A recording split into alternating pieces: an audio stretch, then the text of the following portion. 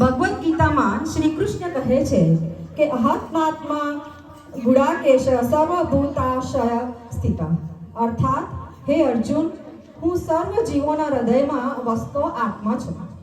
શ્રી કૃષ્ણ એ સચ્ચિદાનંદ સ્વરૂપ છે, સત્ય, ચૈતન્ય અને આનંદના અનંત સાગર. જેમ આત્મા શરીરને જીવંત રાખે છે, તેમ શ્રી કૃષ્ણ સમગ્ર સૃષ્ટિને ચેતના, જીવન અને ગતિ આપે છે. તેઓ દરેક જીવનમાં સમાન રીતે વ્યાપેલા છે. તેથી જ ઉપનિષદો અને ગીતામાં આપણને દરેક જીવમાં ભગવાનના દર્શન કરવાની શિક્ષા આપે છે. શ્રી કૃષ્ણ માત્ર દ્વારકાના રાજા કે ગોકુળના ગોપાલ નથી, પરંતુ તેઓ પ્રેમ, કરુણા, જ્ઞાન અને ધર્મના શાશ્વત સ્ત્રોત છે. તેઓ જ પરબ્રહ્મ, પુરુષોત્તમ અને સર્વ કારણોના કારણ છે. સમગ્ર બ્રહ્માંડ તેમની ઈચ્છાથી જ ચાલે છે અને અંતે તેમનામાં જ વિલીન થઈ જાય છે. અને મા ઉમિયા આદિશક્તિ અને પ્રકૃતિનું સ્વરૂપ છે. તેઓ સર્જન, પાલન અને પોષણની દિવ્ય શક્તિ છે. બહેનો સાંભળજો, વાતો પછી કરજો. મા ઉમિયા આદિશક્તિ અને પ્રકૃતિનું સ્વરૂપ છે. તેઓ સર્જન, પાલન અને પોષણની દિવ્ય શક્તિ છે.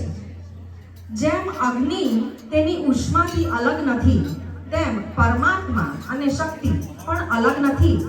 શ્રી કૃષ્ણ ચેતનાનું સ્વરૂપ છે, જ્યારે મા ઉમિયા તે ચેતનાને કાર્યરત બનાવતી દિવ્ય શક્તિ છે. આથી શ્રી કૃષ્ણ પરમાત્મા અને જીવોના આત્મા છે, જ્યારે મા ઉમિયા આદિશક્તિ અને સમગ્ર પ્રકૃતિનું સ્વરૂપ છે. બંનેના સમન્વયથી જ સૃષ્ટિનું સર્જન, પાલન અને કલ્યાણ શક્ય બને છે.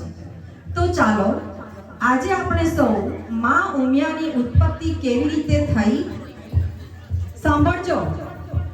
આજે આપણે સૌ મા ઉમિયાની ઉત્પત્તિ કેવી રીતે થઈ, મા ઉમિયા પાટીદાર સમાજના કુળદેવી કેવી રીતે બન્યા અને ત્યાંથી માંડીને મા ઉમિયા અને શ્રીનાથજી આપણા HCCમાં કેવી રીતે પ્રતિષ્ઠિત થયા, એનું એક સુંદર મજાનું નાટક માણીએ, જેમાં તમને સાક્ષાત મા ઉમિયા તથા સાક્ષાત 7 દેવીઓના દર્શન, સુંદર મજાનો નાનો ગરબો તથા આનંદમય નાટકનો લાવો મળવાનો છે.